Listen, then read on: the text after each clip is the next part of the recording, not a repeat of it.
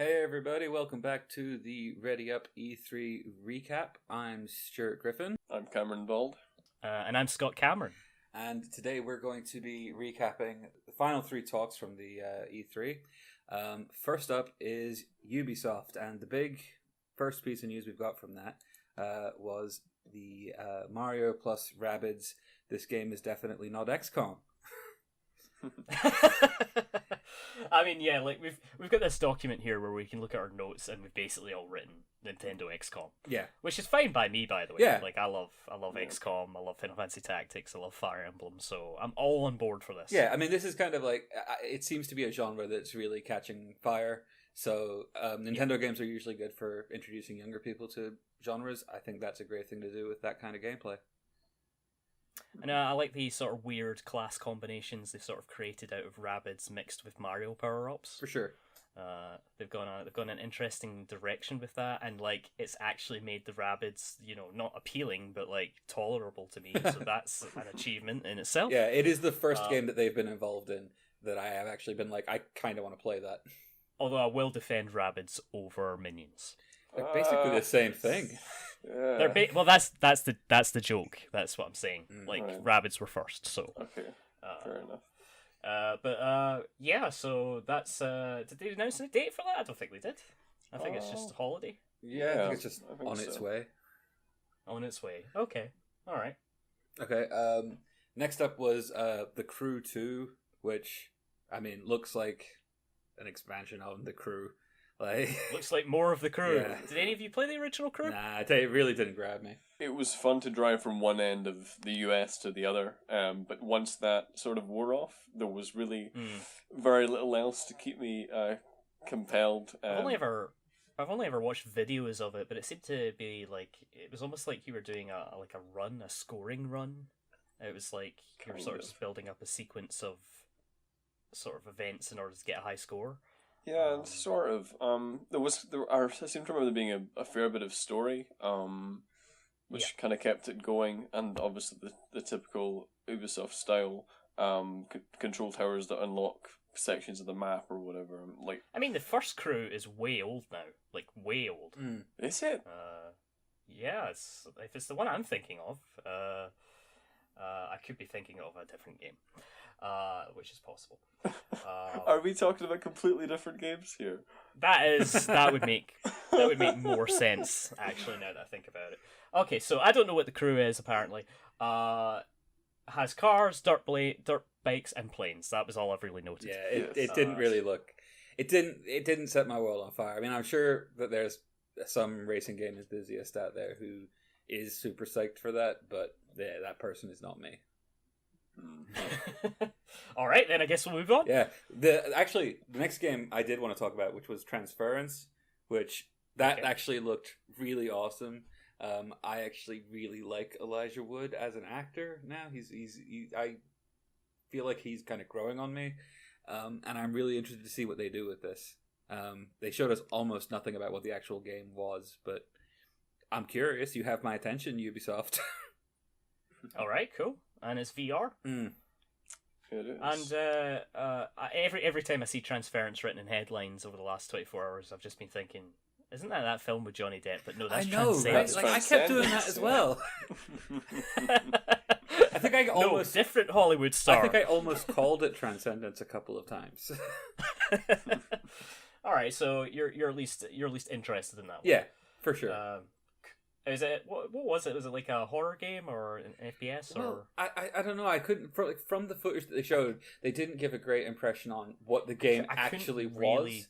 I know that it's got something to do with brain uploading. Like, we were saying like sort of Black Mirror-ish.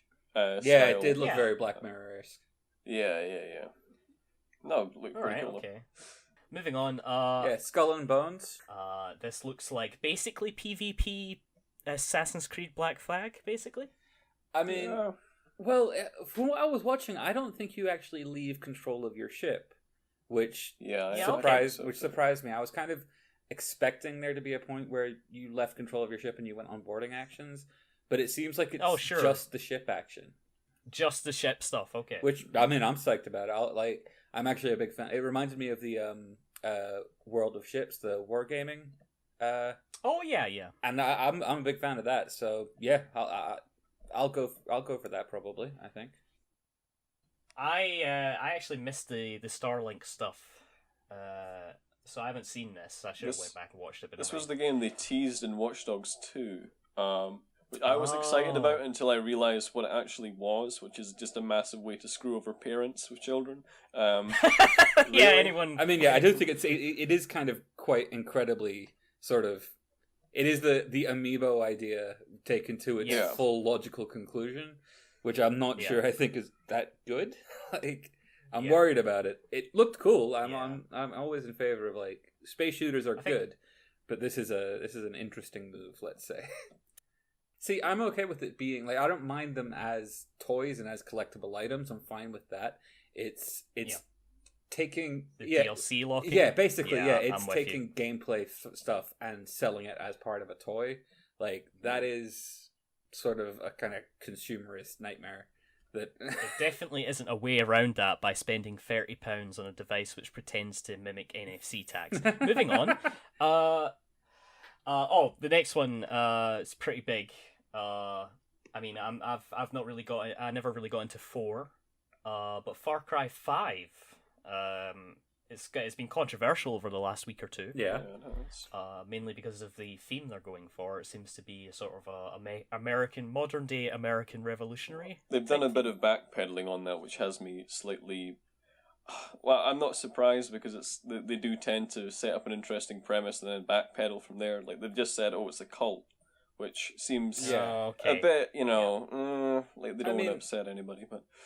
I just kind of wish that they'd had the sort of they clearly released that image wanting people's first reaction to be, it's a comment about American revolutionaries and it's a comment about the rise of the far right in America, and then they've been walking it back with this cult stuff.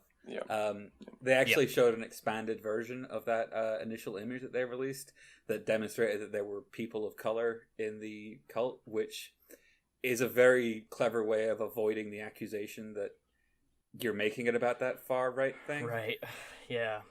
It's a delicate topic in gaming in general is an extremely delicate area now at the moment. Yeah. But we won't get into that. But did everybody like what they saw of the gameplay? Yeah, it looked fine. It looked like a Far Cry game.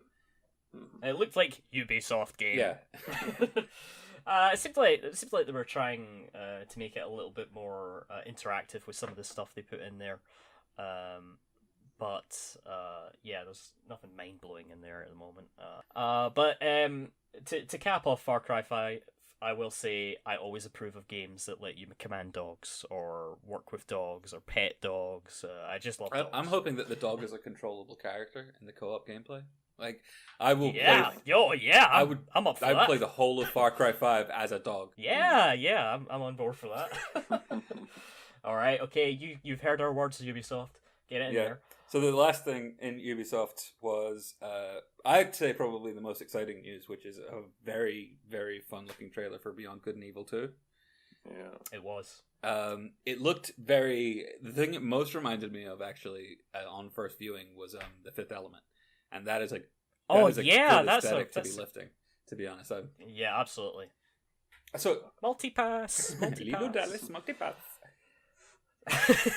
That's pretty good. So for anyone who doesn't know, Beyond Good and Evil was a GameCube / Xbox / was there also a PS2 version?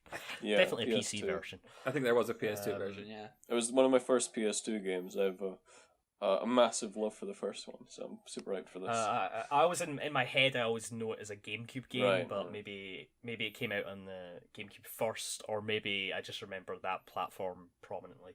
But yeah, the big deal about it was a kind of it mixed elements of Zelda and stealth games, and it had this really interesting photography mechanic, which was a little bit Pokemon Snap, and yeah, it was just a really cool game with a cool aesthetic and a strong female character. A really strong story too.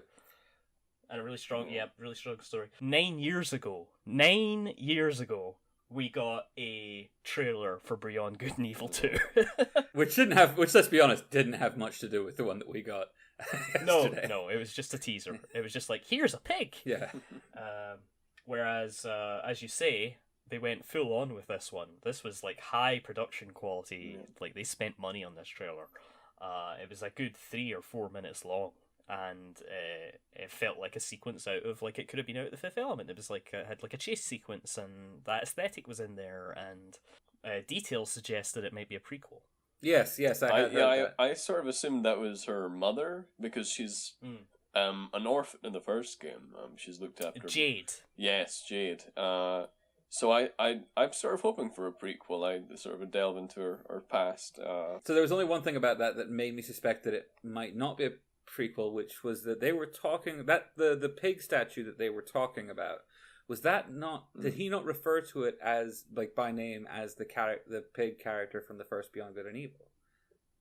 I don't remember, actually. Maybe I didn't perhaps remember the first game to that extent, so that might be that might that might imply that it's a distant sequel as opposed to a prequel. A distant sequel, yeah. That does seem to be the way of things at the moment. It's like, all right, you make a prequel or you make a distant sequel, or if you have the baggage of the Zelda timeline, you make a distant sequel, and then just say, who cares? It's not like that timeline makes sense anyway. Yes, I'm the crazy person that does care about that, but never mind. So yeah, that was hugely exciting seeing Beyond Good and Evil come back, and they were getting a little emotional on stage. Yeah, for sure. Which, I mean, I guess makes sense. They've been fighting to get that out for quite a while now. Yeah. It feels like I feel like there's like you go to Ubisoft HQ and it's there's presumably it's a giant tower because of course, and big flaming eye at the top. Like, yeah. And there'll be just like the different departments, and I imagine like the creators of Rayman and the creators of Beyond and Good and Evil just like tucked away in little basements and just fighting to get out and be like, remember us? Desperately scraping for whatever money that they could grab. Yeah. So yeah, I wish them the best of luck with that. Yeah, for sure. This is the first time it's turned up at E3, I believe. Like, I thought it turned up at a previous E3, but it was actually leaked just before an E3 before. Yeah. So it didn't actually turn up at E3 itself. So this is good confidence that this one will actually exist. Yeah, I mean, I'm rooting for it. I'll wait till it actually comes out. Beyond Good and Evil 2 has started to fall into that same category as what The Last Guardian was before it came out, when they started to announce it, you've just been like, I'll believe it when I see it, guys. Yeah, Shenmue, Duke Nukem Forever. Yeah. So like when it actually shows up, then I'll be on board. I really want to play that game. I really liked the first one.